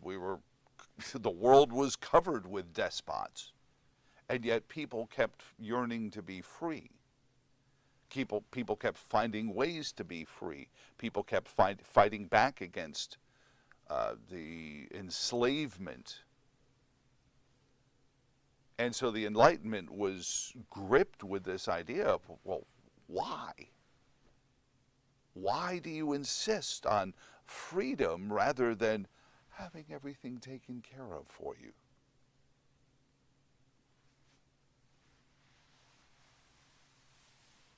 It's because what you're promised never, ever, ever, ever, ever works out to be what you want. So let's build a society where maybe you don't get everything you want, but maybe that is because you missed something. People tell me all the time, probably because they like blowing smoke up my kilt, you should be on XYZ stations. You are so much better than XYZ. That doesn't make a difference, because I am here by my choices. I am here by my choices. I know people who have told me in restaurants, Joe, you should have hired an agent and blah, blah. I'm here by my choices. I choose my path. It's like I've told my kids time and time again, when they hit you with the all too predictable, it's not what you know, it's who you know. In the United States, for now, you still have the right to change that. And that's one of the reasons we do what we do. And we chronicle all the instances, and if nothing else, we chronicle the instances where these things don't work out. Because, and we were talking about the person, it's called identitarianism. So you create an identity, and then you say, no, that identity is sanctified. So you hide yourself behind this identitarianism to allow you to have your thoughts, your beliefs, your behaviors, and they're unquestioned. And apply this. Our friend John Sutz does this very well with his Twitter feed, @JohnSutz. Change the names.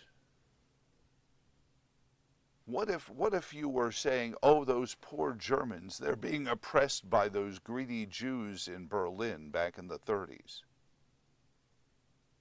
Well, obviously you would say, holy crap, Joe, how would you say something like that? But that is exactly what's being said on college campuses right this very moment. And we've only changed one of the names of the groups. And you're told, oh, no, you can't debate that because of the identity of the people who you're debating with. And that's where you wind up with people in government. So there's a story at Epoch Times.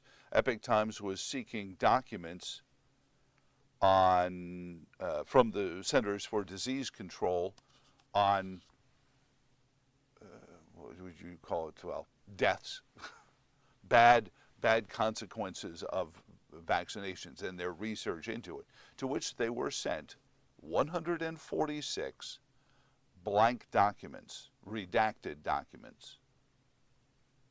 Now, one could say, if you were conducting a court trial, there are 146 documents documenting the ill side effects of anything. In this particular case, it's the government-funded vaccines for COVID-19.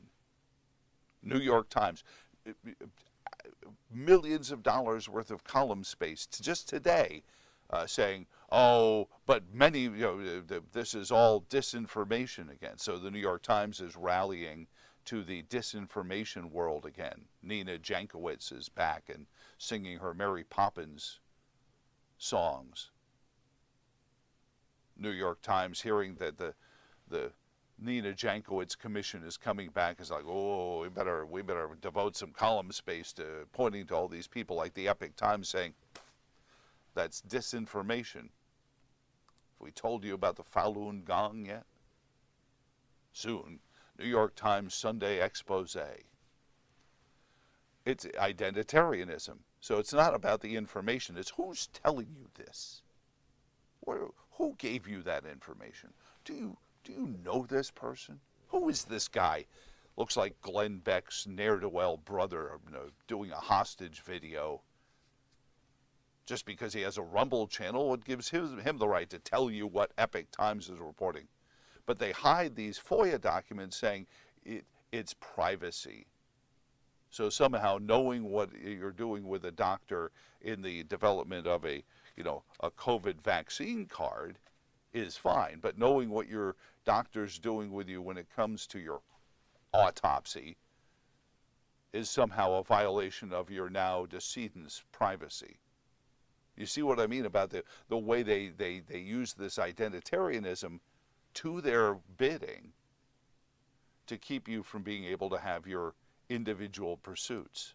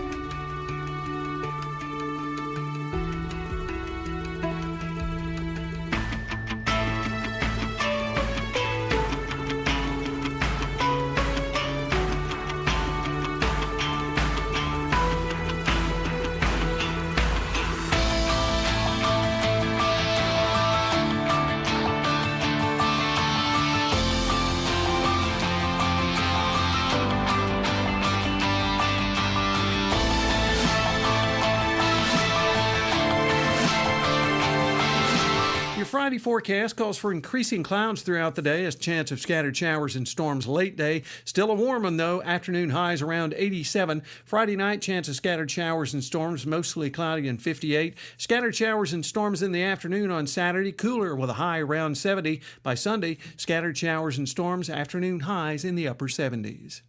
From Blue Ridge...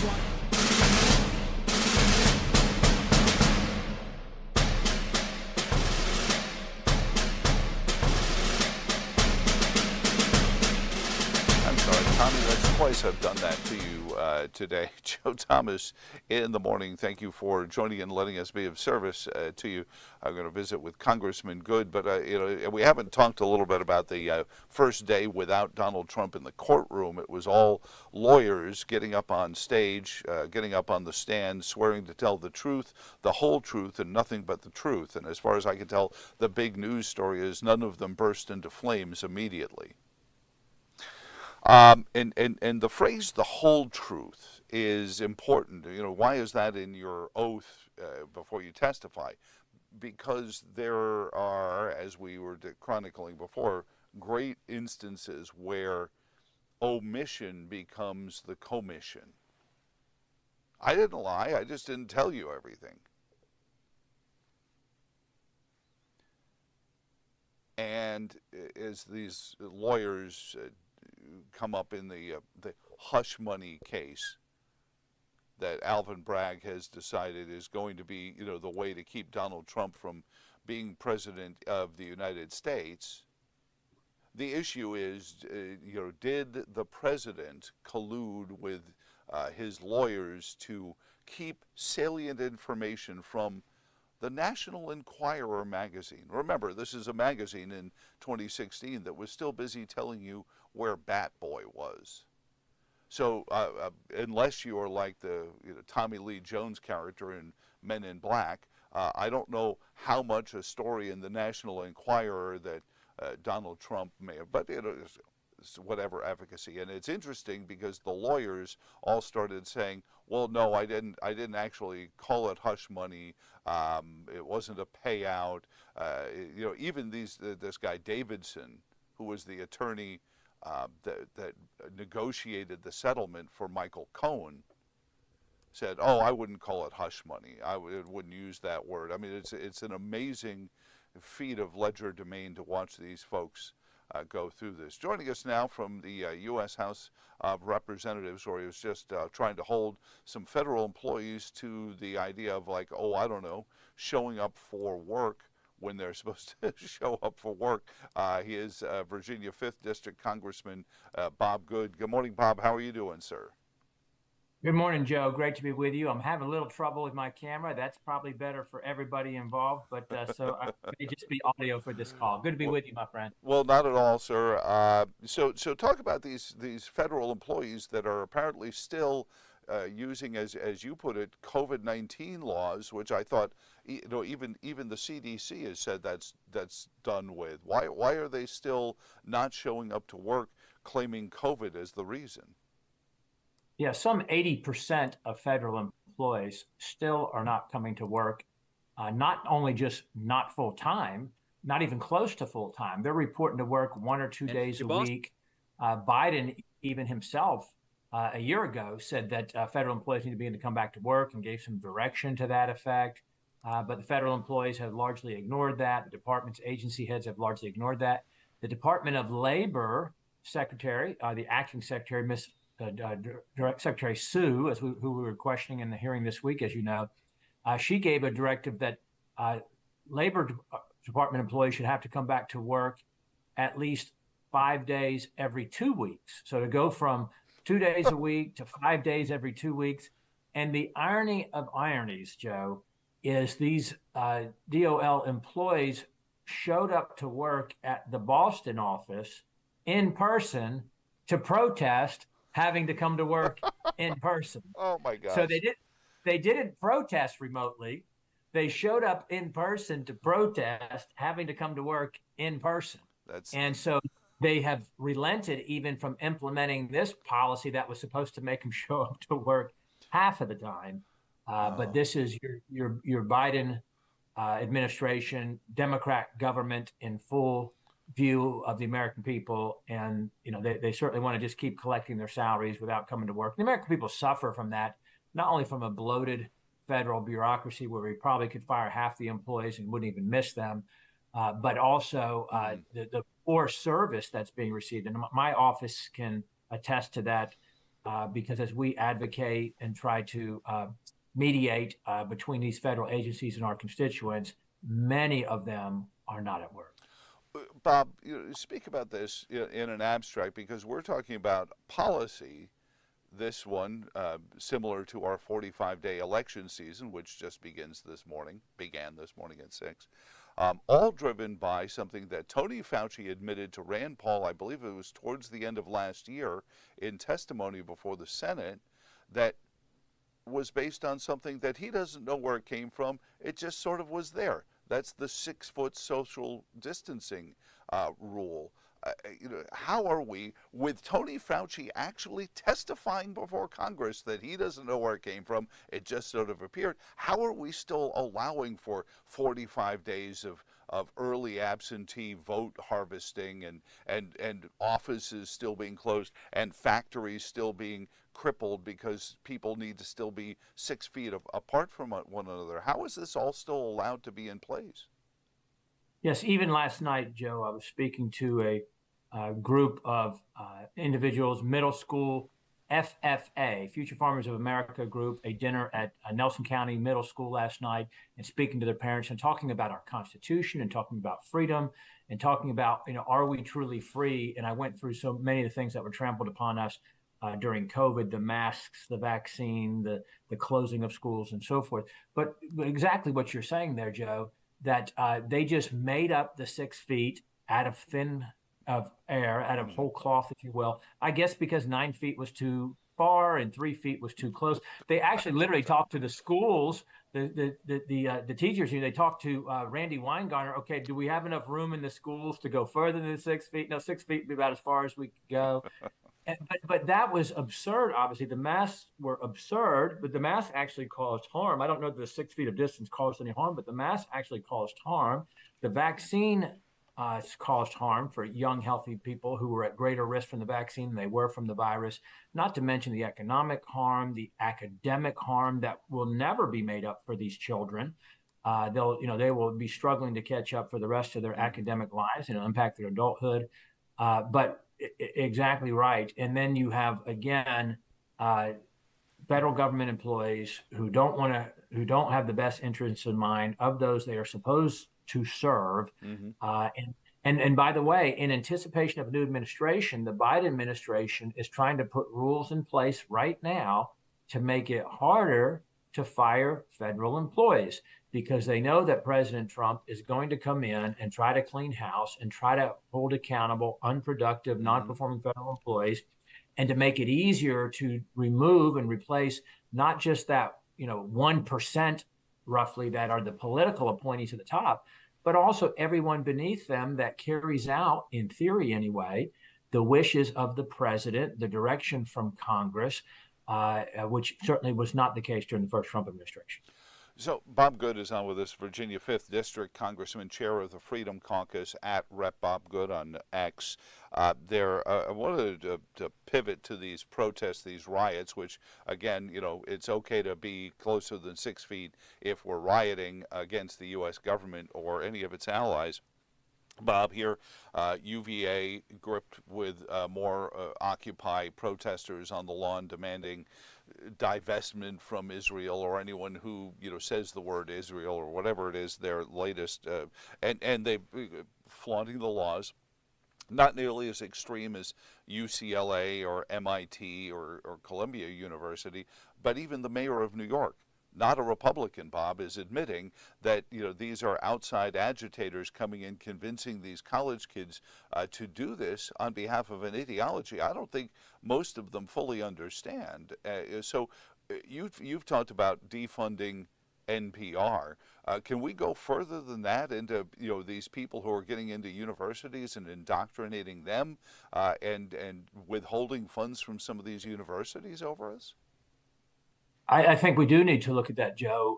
Title VI of the 1964 Civil Rights legislation requires universities that receive federal funding, and virtually all of them do, certainly the ones that we're talking about do, and to the case of just millions and millions of dollars on an annual basis, hundreds of millions of dollars even on an annual basis, that they are required by the 1964 Civil Rights Act, Title VI again, to protect their students from discrimination, harassment, consequence as a result of their faith or their ethnicity or their race. And of course, that is not happening on college campuses. Not only are they not being protected, but you actually have, in so many cases, administration, faculty certainly, supporting not just anti-Semitism, but obviously pro-Hamas, pro-terrorism, pro-Palestinian aggression against Israel. And it's being rewarded on campuses. Instead of being penalized, it's being rewarded. Their reports are that half of the individuals being arrested on the campuses aren't even students on the campus. They are professional protesters. There's reports that these groups are being funded by pro-terrorist, pro-Hamas groups. You've even got Iran offering college scholarships to those protesters, the anti-Israel, anti-America individuals on the campus. If they want to leave those colleges and come to Iran, they can get free college over there. So that tells you one of two things, or maybe both.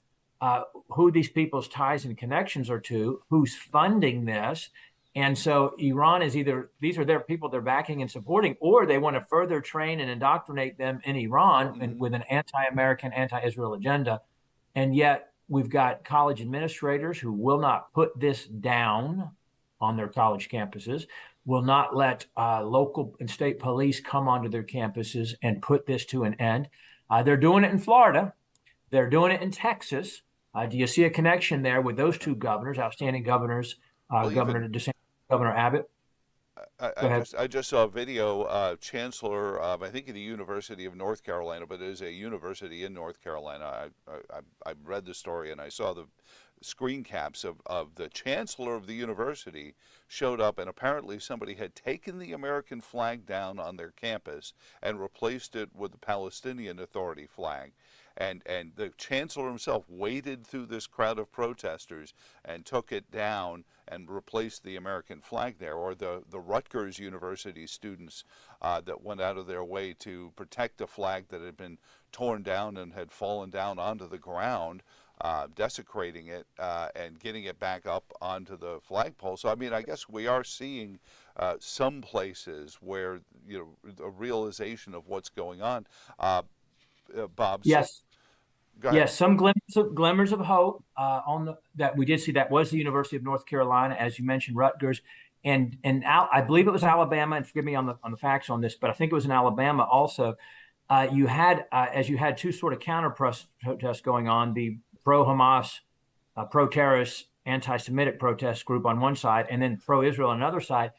And the pro-Israel group, the Americans, if you will, started let's go Brandon chant, and euphemistically speaking, and the reports are that the other side began to take up the same chant. So you had a rare moment of, I'll say, bipartisanship or unity with both sides chanting euphemistically, let's go Brandon together on that college campus. So perhaps that's the one unifying thing that we've got to get rid of Joe Biden. Well, but I mean, this is scary in the fact that these are young people who have been convinced through our educational system. I know you've talked about this. You've been on the education subcommittees, Bob.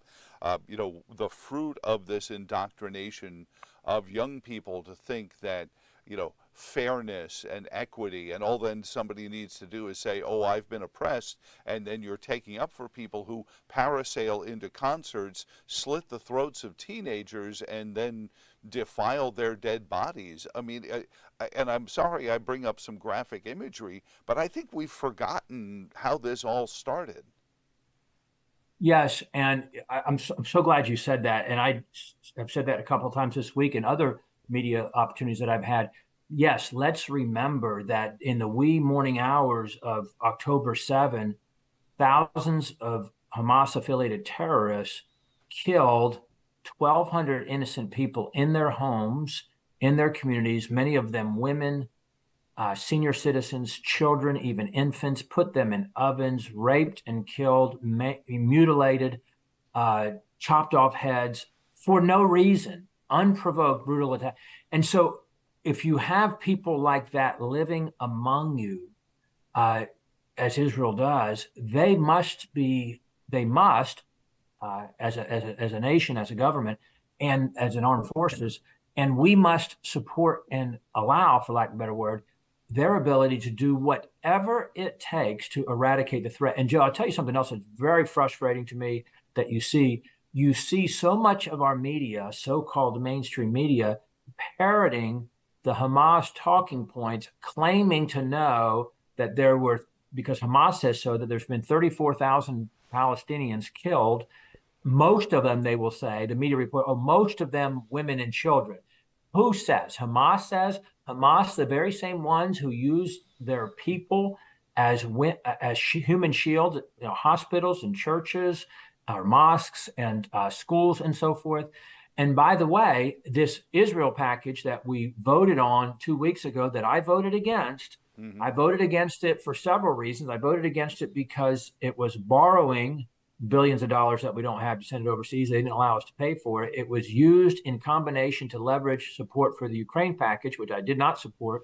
And then, Joe, the speaker threw in $9 billion for Hamas, calling it Gaza aid. But the reports out last night that first delivery of humanitarian aid to Gaza was intercepted by and captured by who? Hamas. Oh, and we throw up our hands in frustration and surprise. Of course, Hamas was going to intercept that aid and take possession of it. as they did. That came out of the Israeli Times reported it. Our State Department was the source that confirmed it. Anthony Blinken was the one who inspected the aid before it left to go into Gaza. And of course, Hamas took control of it. That vote should have never been taken. Republicans should not have been put in a position to vote on that in that respect. And Speaker Johnson is at fault for that.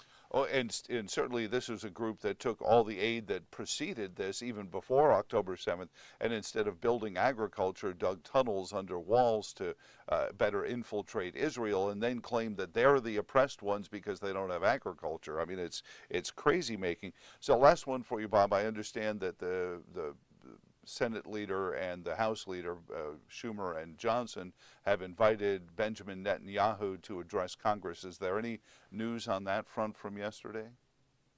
I don't know what the status of that is. Certainly, I want to have Prime Minister Netanyahu come. I think we ought to invite him. I think we ought to hear from him directly. We ought to hear the truth from him. Versus, again, the disinformation that's coming from his enemies and detractors, and from obviously the terrorists and the Hamas groups and so forth, and much of the mainstream media in our country parroting the narrative from Hamas and their supporters. So I hope that we will get him there soon. You know, I'm not big, honestly, Joe, on having foreign heads of state come and address Congress, but I think Israel is a unique ally. Israel is in a unique situation, and what is happening across our country is as we've already talked about, is very concerning. And I think it is a great time for us to have Netanyahu come and address Congress. So I hope that's going to take place soon. At Rep Bob Good on X, good.house.gov, of course, the website as well. Congressman, you have a wonderful weekend, and thanks for joining us this morning. Thank you, Joe. And again, sorry for the camera. Talk to you soon, my friend. Very good.